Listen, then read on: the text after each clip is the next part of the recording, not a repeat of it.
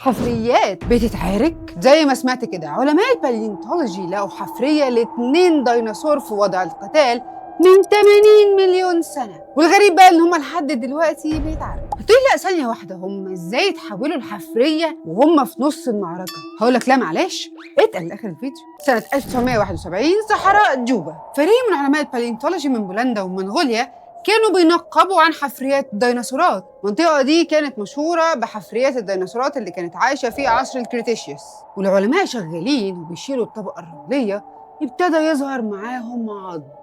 قالك بس احفر هنا يا ابني، وفضلوا يحفروا لحد ما لقوا حفرية ذا فايتنج دايناصورز فاصل، حفرية الديناصورات المتقاتلة، أهم حفرية ممكن تسمع عنها، والحفرية اللي ألهمت مصممين المعارك في فيلم جوراسيك بارك. هقولك ليه. الحفرية كان فيها 2 ديناصور، أول ديناصور وهو فيلوسيرابتور، أو زي ما بتقال عليه اللص السريع، زي واحد صاحبنا كده بيسرق الفيديوهات والأداء. احنا هنقول كلمة فيلوسيرابتور كتير في الفيديو، فاحنا هنسميه فو، يعني عشان هو سريع وكده. فو في الطبيعة طوله كان بيوصل ل 2 متر، وزنه بيوصل ل 20 كيلو. اتسمى باللص السريع عشان سرعته من 40 ل 60 كيلو متر في الساعة. مشهور بمخالبه الطويلة المنحنية اللي كانت بتوصل ل 9 سم، ودي بقى كانت السلاح بتاعه، كان بيستخدمها عشان يطعن الديناصورات في الأوعية الدموية. زي ما سمعت كده. الصغنن المزعرد ده كان آكل للحوم. اتفرجت على فيلم جوراسيك بارك؟ بلو هو ده الفيلوسيرابتور. بس بص، هو ما كانش شبه قوي اللي ظهر في الفيلم. ليه بقى؟ لأن علماء الباليونتولوجي لقوا نقط ارتكاز ريش على الدراع بتاع حفريات فو اللي موجودة في منغوليا. ده معناه إنه أحياناً كان بيبقى عنده ريش. الديناصور بقى التاني اللي معانا في الحفرية هو بروتوسيراتوبس، وده ديناصور آكل للعشب، يعني مسالم. طوله كان بيوصل 2.5 متر، وزنه من 180 ل 400 كيلو جرام.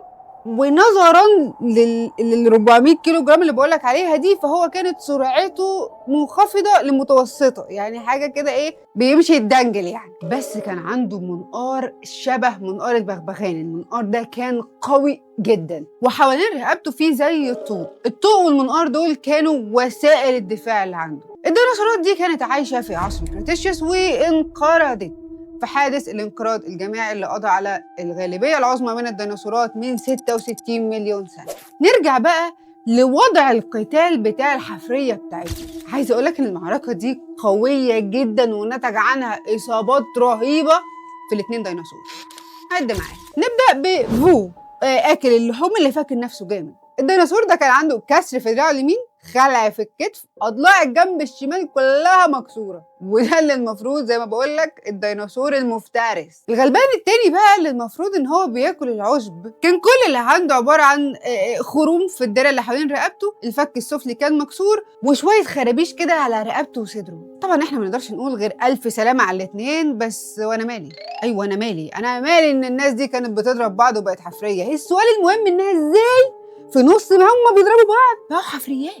والله عندك على مدار 50 سنة العلماء طلعوا ب9 نظريات. سنة 1971 وأول نظرية العلماء قالت إن أكيد دول بقوا حفرية كده لأن ساعة المعركة مثلا وقع عليهم كمية هائلة من الرملة غطتهم تماما. بس سنة 1974 طلعت نظرية تانية. قالك في النظرية دي إن برضو أثناء القتال قامت عاصفة رملية قوية جدا غطتهم تماما واتدفنوا تحت الرملة. بس بقى سنة 1993 العلماء تمعنوا أكتر في الحفرية واكتشفوا إن فيها جزيئات طينية صغيرة جدا جدا جدا حوالين العظم، وده خلاهم يحطوا نظرية مختلفة تماما. قالك إن الديناصورين دول كانوا بيتعاركوا في منطقة محلة، طينة مبلولة يعني، وغرزوا في الطينة وغرقوا في الطينة واتدفنوا فيها.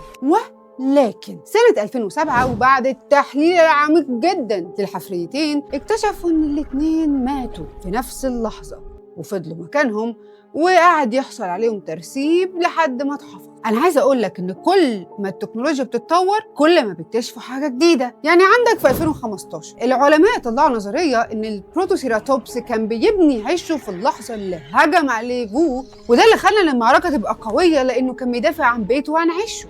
بس بقى سنة 2020 طلعت نظرية مختلفة تماما. قال لك إن الديناصورين دول حصل لهم تسمم طحلبي. التحليل الكيميائي اللي حصل للديناصورين لقى نسب معادن غير طبيعية فيهم، وده ممكن يكون راجع لتسمم حصل لهم من شرب مية ملوثة، وده خلاهم الاتنين ضعاف وبيتحركوا بالراحة. ففي القتال برضو ما كانوش الاتنين أقوياء قوي، فده سهل الاتنين يموتوا ويتدفنوا.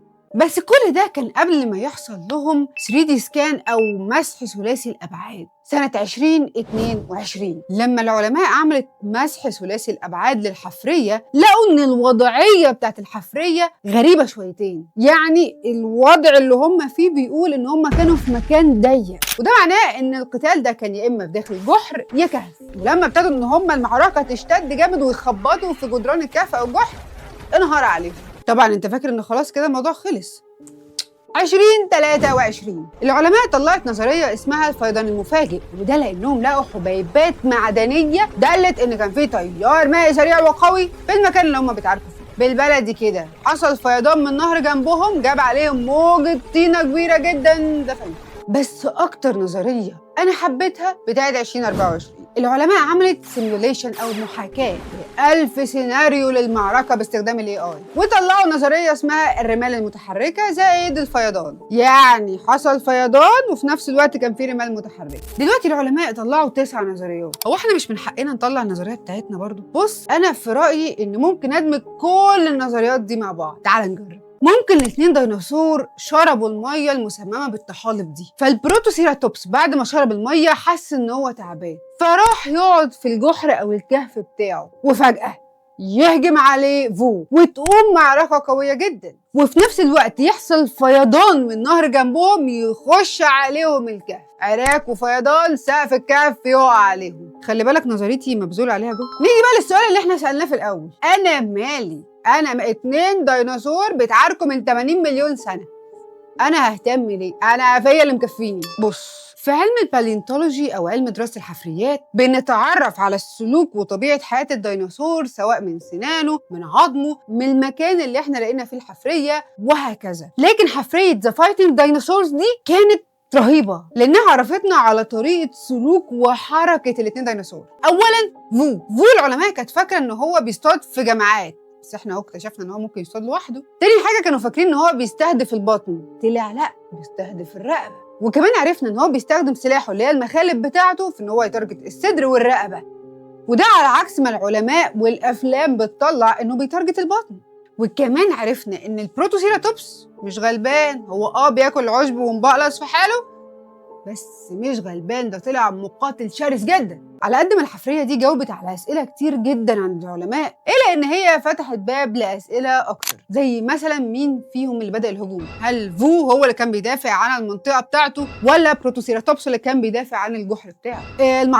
المعركه قعدت قد ايه؟ العلماء بتدي استيميشن من 5 دقائق لساعه. ايوه ايه ده؟ ما تعبوش؟ ليه لما كان في ديناصورات تانية بتتفرج مفيش ديناصور قرر ان هو يتدخل؟ نسيت اقول لك، في المكان اللي فيه الحفريه دي كان في آثار أقدام لديناصورات كتير محاطة بيهم، يعني كان في جمهور للعركة دي، محدش فيهم ليه اتدخل. هل مثلا الديناصورات ما كانتش زي ما احنا فاكرينهم؟ يعني هل كانت حضارة كاملة زي ما بيقولوا وإن هم كانوا أذكياء جدا جدا جدا؟ علميا الكلام ده غلط، بس تعالى نفتح دماغنا شوف. مش ممكن. بقول لك إيه، سيبك أنت، يلا تخيل كده ان انت قررت تروح تعمل كامبينج في الغابه كالعاده، وانت قاعد ومولع النار كده في حاله هدوء، حسيت بصوت وراك حاجه بتخربش في الارض، بتبص لقيته فيلوسيرابتور. هتعمل ايه؟